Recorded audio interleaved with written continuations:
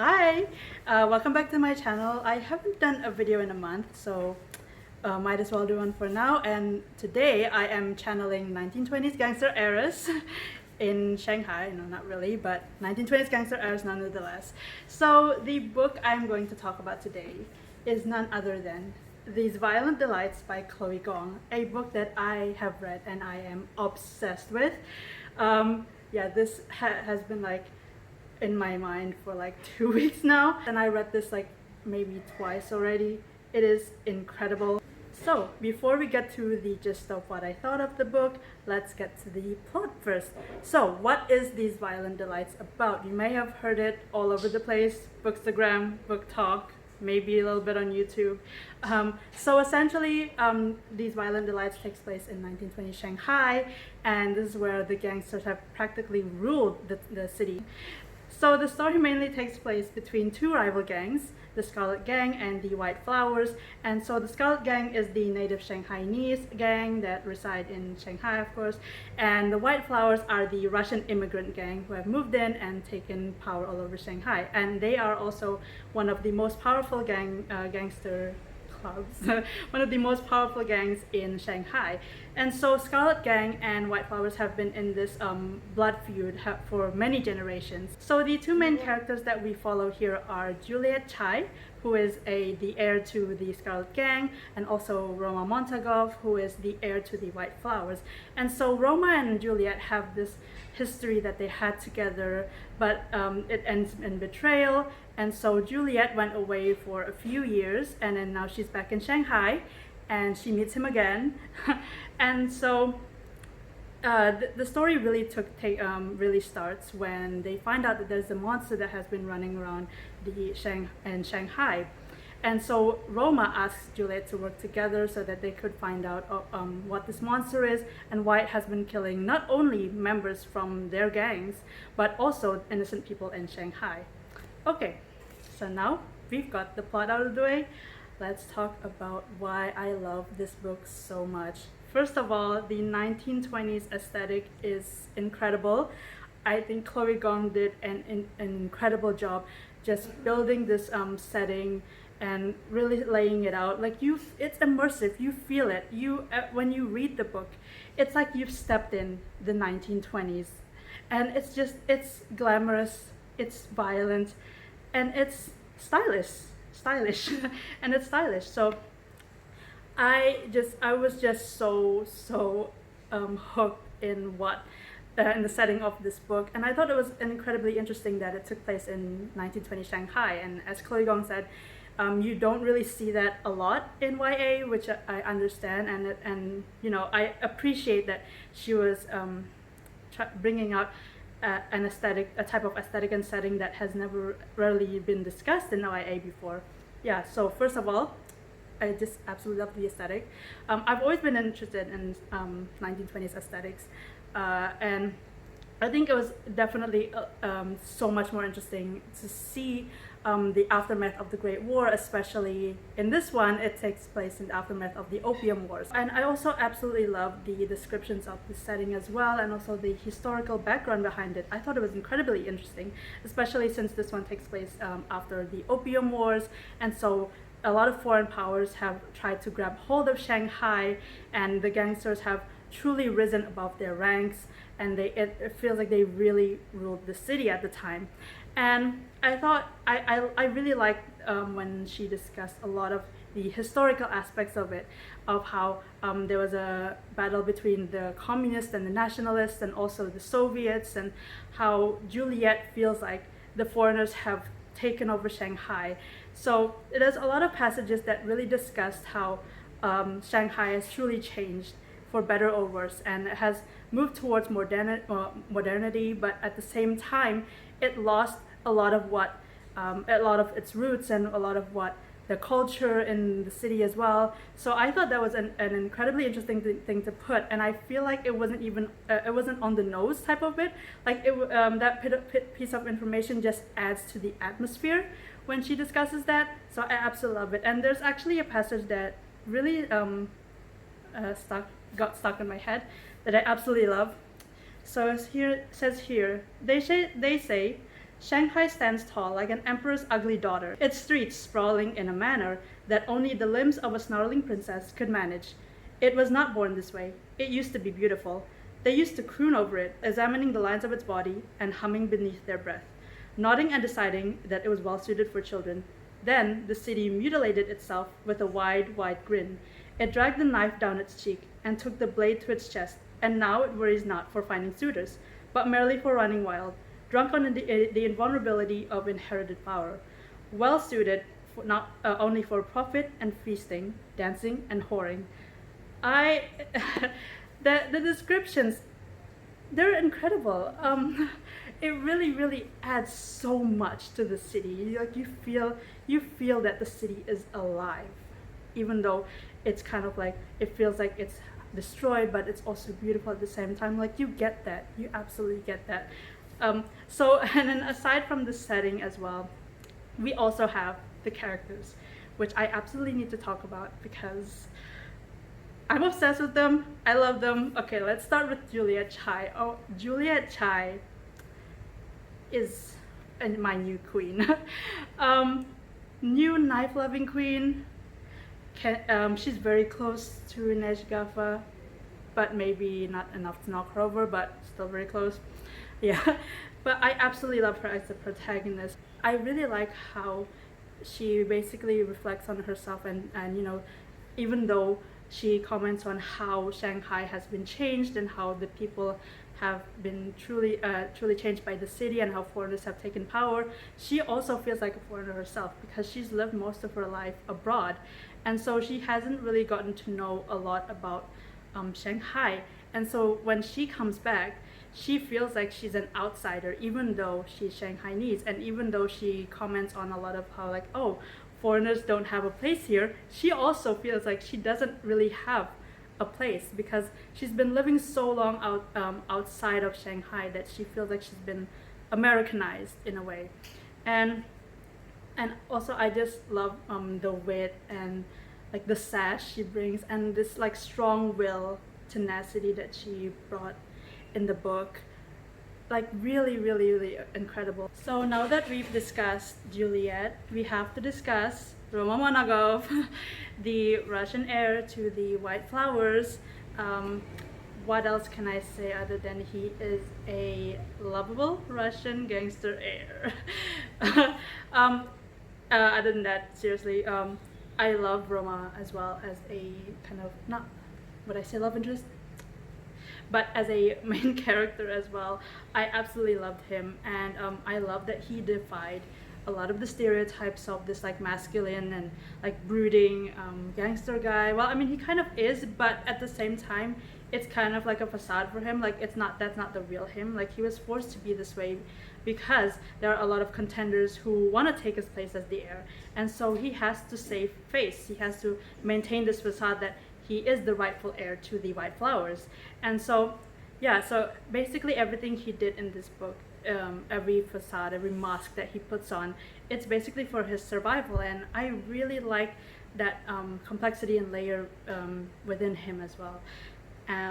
So now we have to talk about the chemistry. The chemistry is incredible. I absolutely love the like this like romantic tension between Romeo and Juliet. She feels so betrayed by him because of what he did, but at the same time she's like, what if we could go back to what we were before? What if he's not as bad as I thought he was? But I love their back and forth interactions. It feels like a tug of war, you know. It feels like they're having this like tug of war between each other and trying to see which one is going to fall first. It's essentially that for the entire book. It is spectacular. I love how Chloe Gong wrote their relationship. It is like some of their lines are absolute gold, and some of their moments, oh my god, cinematic poetry. Yes, cinematic. It is a cinematic poetry. It's like there are just times where I had to put the book down, and because I could just imagine it in my head. Like if they made an adaptation of this, they better get like the best cinematographer, Roger Deakins. Do it. because if they ever made an adaptation, I think it deserves an incredible cinematography and colors and a color palette. So good. Okay, so we're gonna talk about the other two characters that I absolutely love, which is Benedict Montagoff, Roma's cousin, and also Marshall Seo.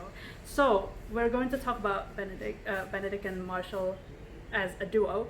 I really like their dynamic as well. They're like, there's this line that I absolutely love when Roma described them always bantering together, like how Benedict and Marshall is always like either arguing or just kind of like making jokes around each other, and then he's like wondering like, are they gonna kill each other or are they gonna kiss each other? Like I absolutely love that comment.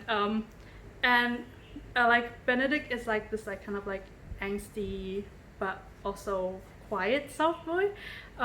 He's absolutely precious, and he's kind of like the one that really grounds everyone together, even though like you would say maybe Roma's the one that grounds everyone together. Like no, Benedict is the one that practically glues this trio of like between him, Roma, and Marshall, and he's like that calm presence that you always need, like this friend that you always talk to for advice, and it's really really good. And but then we go to Marshall, who is practically a cannonball compared to Benedict, and I love all of his scenes as well, like the how like sometimes he can't stop himself, like he's an absolute like he's wild, he's a wild card, and I absolutely love about him. I love that it's kind of, I thought it's kind of cute that when he talks, he always talks in like rapid Russian, Korean, and Chinese, like he always switches. And I also really like the fact that Benedict was always the one to like who understands him the most, and the one who like translate his ramblings the most.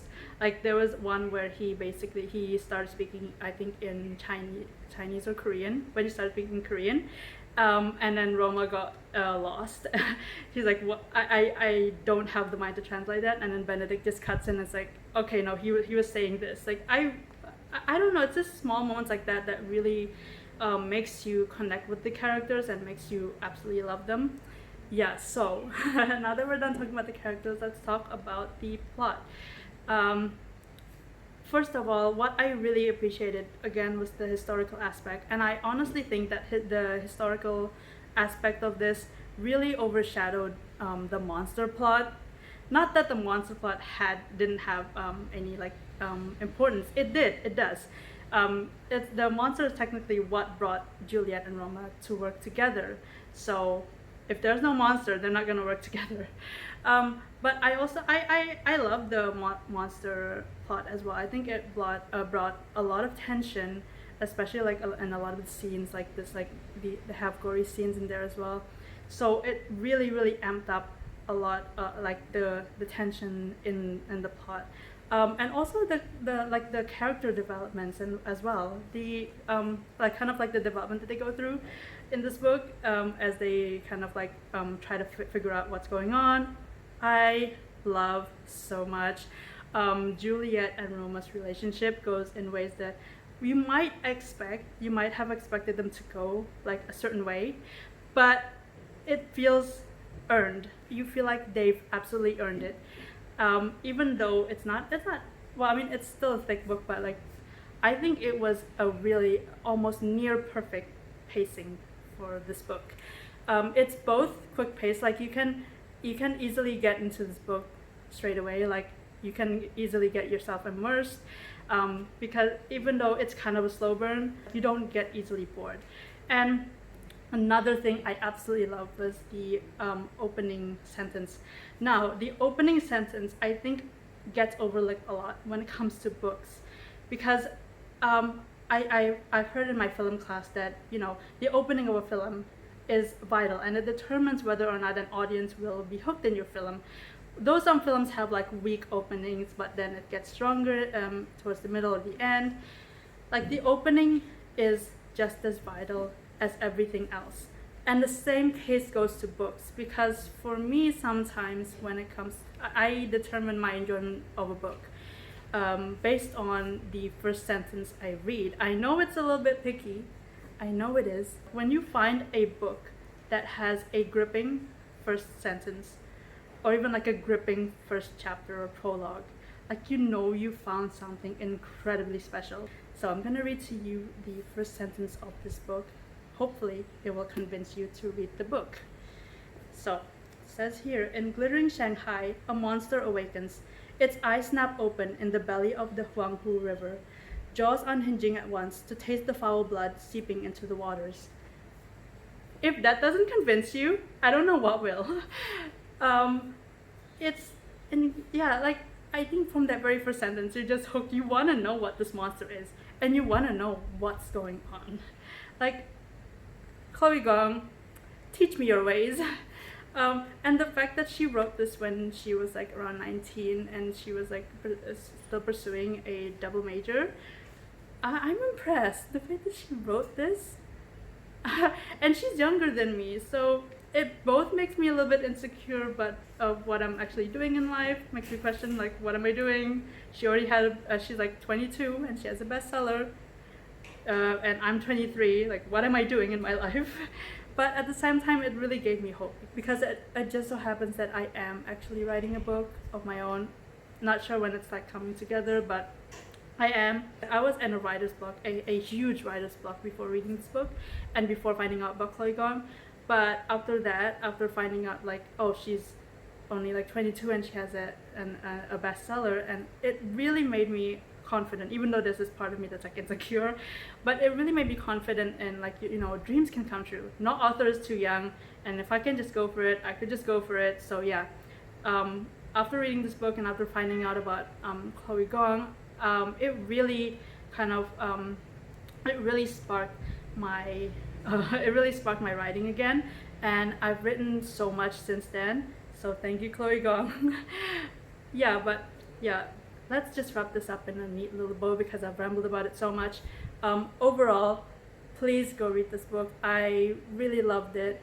It is I guess you could say historical fantasy, but it does veer more towards the historical aspect. Like the monster plot kind of, for me, plays second fiddle to everything else that's going on. It's still interesting and riveting as well, because it does raise the stakes for our characters. Like, you do not know who could survive. But what I just, yeah, you need to read this book if you're into 1920s aesthetic or historical books, historical fantasy as well, and if you're into that kind of mobster gangster aesthetic. If you're a fan of Peaky Blinders, read this book. If you're a fan, like, not, I wouldn't say Godfather, but I would probably say like more to like Peaky Blinders. But if you're a fan of that sort of thing, or what's that, Boardwalk Empire, those kind of aesthetics, read this book. It is amazing. You are going to get sucked into the world, into the story, into the characters. I'm obsessed with Romeo and Juliet now. Like, no thoughts had empty, only Romeo and Juliet. Yeah, so absolutely, this book, I definitely rated it 5 stars. I haven't been this obsessed with a book in a very, very long time. I think maybe the last one I was ever obsessed with a book was like Crooked Kingdom. But yeah, I've read a lot of really good books this year. Honestly, there are other ones that I would consider 5 stars as well, but this one was the one that really lingered in the back of my head. Like the one where as soon as I finished this, I wanted to reread it again. I wanted to relive this world, this incredible, like, meet these characters again. And I absolutely cannot wait to see what Chloe Gong is going to do in Our Violent Ends. Miss Chloe, please do not. I know what you're thinking. Don't do it. Whatever it is you're thinking, please don't do it. Okay, so those are my thoughts on these violent delights. Hope you enjoy my little rambling. I'll see you next time. Bye.